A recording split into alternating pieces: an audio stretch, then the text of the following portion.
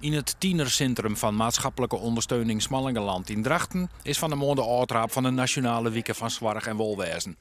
Mooie moaasbrachtje en muziek van Iris Kroes.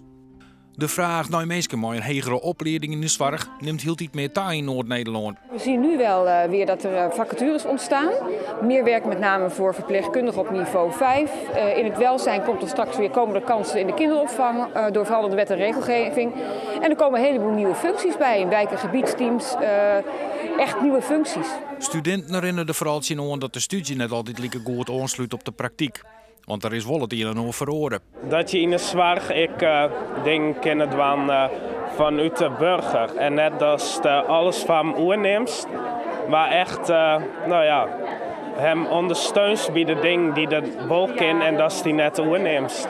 Want oors is misschien een beetje zo dat er verste regels of werkwijzen binnen voor iedereen. En ja, iedereen is een individu. Ja, klopt. Er wordt al wat ontdienen om de afstanden te maken.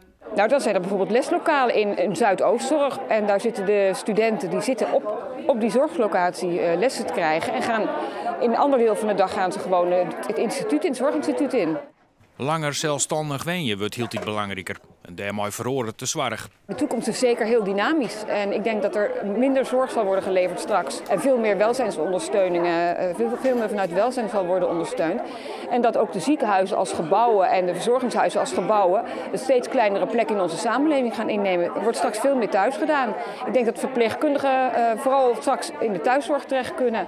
En misschien artsen ook nog wel veel dichter aan die patiënt komen. Deze hele week binnen de zo'n 80 locaties in Friesland open voor publiek.